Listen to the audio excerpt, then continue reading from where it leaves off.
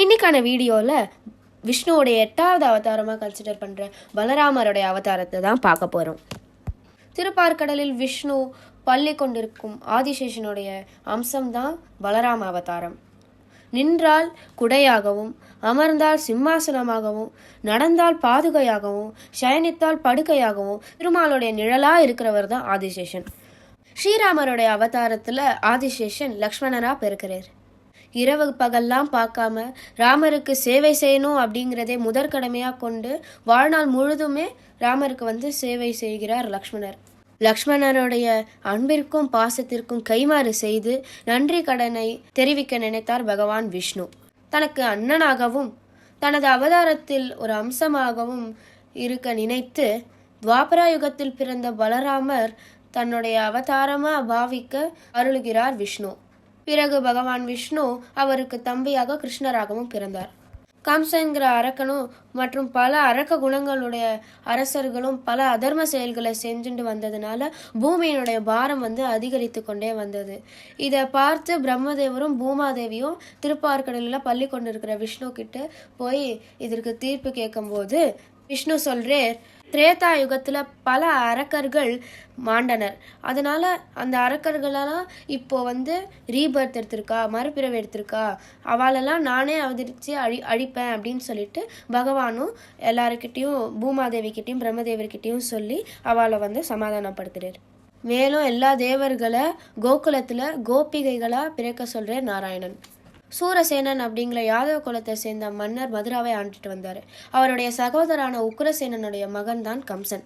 அரக்க குணம் கொண்ட கம்சன் தான் ஆளணும்னு சொல்லிட்டு என்ன பண்ணுறாருன்னா, தன்னுடைய ஆட்சி புரிவதற்காக தன்னுடைய அப்பாவை சிறைப்படுத்தி அவருடைய கொடுங்கோல் ஆட்சியை நடத்துறார். மேலும் அங்கே இருக்கிற எல்லா மக்களையும் கஷ்டப்படுத்தி துன்புறுத்துறார்.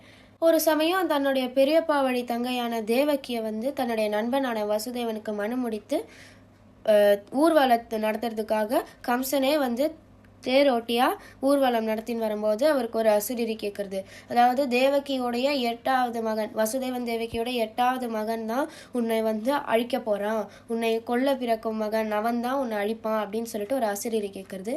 இது கேட்டு பயந்த கம்சன் தேவகினால தான் எனக்கு மரணம்ங்கிறான், நான் தேவகியை அழிச்சிட்டு அது வராதேன்னு சொல்லிட்டு தேவகியை கொல்லலான்னு போகும்போது வசுதேவ சொல்றேர், உனக்கு தேவகினால ப்ராப்ளம் இல்லை இல்லையா, எனக்கும் தேவகிக்கும் பிறக்கிற குழந்தைகள்னால தானே உனக்கு இவ்வளோ ப்ராப்ளமு, உனக்கு தேவகியை விட்டுடு, எங்களுக்கு பிறக்கிற குழந்தை எல்லாத்தையும் நான் உனக்கு தந்துடுறேன், நீ அதை உன் விருப்பம் படி செஞ்சுக்கோன்னு சொல்லும் போது கம்சன் தேவகியும் வசுதேவரையும் சிறையில் அடைச்சி வச்சிடுறார்.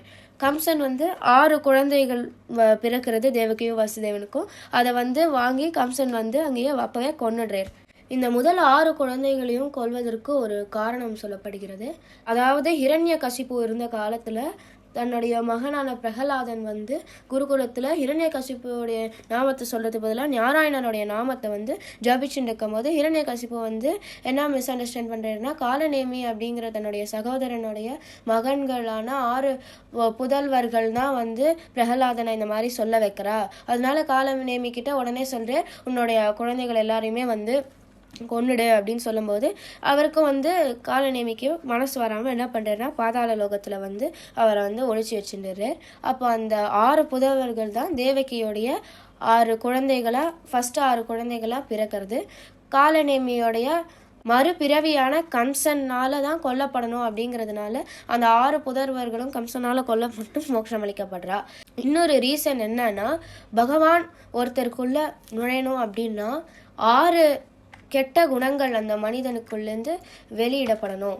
அந்த 6 கெட்ட குணங்கள் என்னன்னா, காம, குரோத, லோப, மோக, மத, மத்சர்ய. இந்த 6 குணங்களும் ஒரு மனிதன் இழந்து ஃபுல் ஃபோக்கஸ்டு டிவோஷன் இருக்கும்போது தான் அந்த ஆத்மா தூய்மை அடையும் அப்படின்னு சொல்லிட்டு என்ன பண்ணுறதுன்னா, இந்த 6 குணங்களும் அந்த மகன்களாக சொல்லப்படுறது.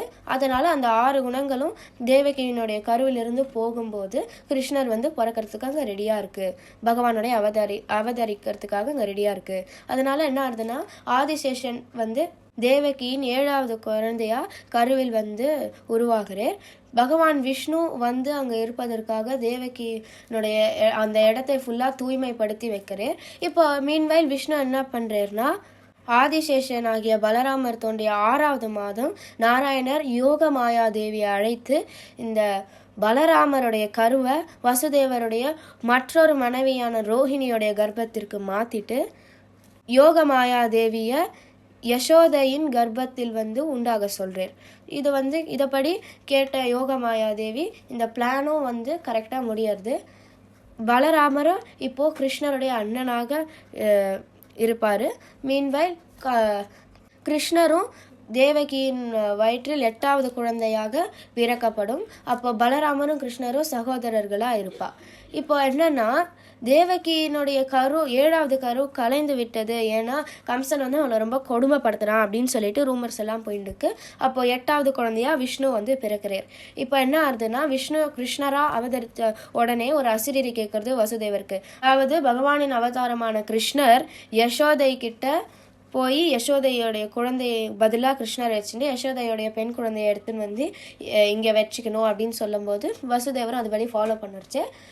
கம்சன் அந்த 8வது குழந்தைய கொல்லலாம் அப்படின்னு வரும்போது தான் அந்த குழந்தைய பெண் குழந்தையா இருக்கிறத பார்த்துட்டு அது எப்படி ஆண் குழந்தையா தானே இருக்கணும், நம்மளை கொல்ல வந்த சக்தி ஆச்சே அது அப்படின்னு சொல்லிட்டு இல்லை 8வது குழந்தையினால தான் இது நம்ம எதுக்கும் அதை கொண்டுடலான்னு சொல்லும் போது அதை கொல்ல வரும்போது அந்த குழந்தை மேலே அப்படியே ஏரில் போய் யோக மாயாதேவி துர்காதேவியாக அங்கே காட்சி அளிக்கிறா. அப்போ உன்னுடைய சாவு நெருங்கி விட்டது, உன்னை அழிக்கும் சக்தி பிறந்து விட்டது அப்படின்னு ஒரு ஃபைனல் வார்னிங் கொடுத்து அசிரியரையும் கலைஞ்சு போயிடுறது.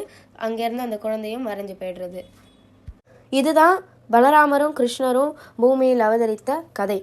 மீதி பலராமர் இந்த உலகத்திற்கு கிருஷ்ணரோட சேர்ந்து செயல்களை செஞ்சு அவருடைய பர்பஸ் ஆஃப் அவதாரம் என்ன அப்படிங்கிறது நாளைக்கான வீடியோவில் பார்ப்போம். ஒருத்தி மகனாய் பிறந்து ஒருத்தி மகனாய் பிறந்து ஓரிரவில் ஒருத்தி மகனாய் பொலிந்து வளர தரித்திலானாய்தான் தீங்கு நினைந்த கருத்தை பிழைப்பித்து கஞ்சன் வயிற்று நெருப்பென நின்ற நெடுமாலே கஞ்சன் வயிற்று நெருப்பென நின்ற நெடுமாலே உன்னை அறுத்திட்டு வந்தோம் பறை தருதியாதில் திருதக செல்வமும் சேவகமும் யாப்பாடி வருத்தமும் தேர்ந்து மகிழ்ந்தேரோரம் பாவாய் ஒருத்தி மகனாய் பிறந்து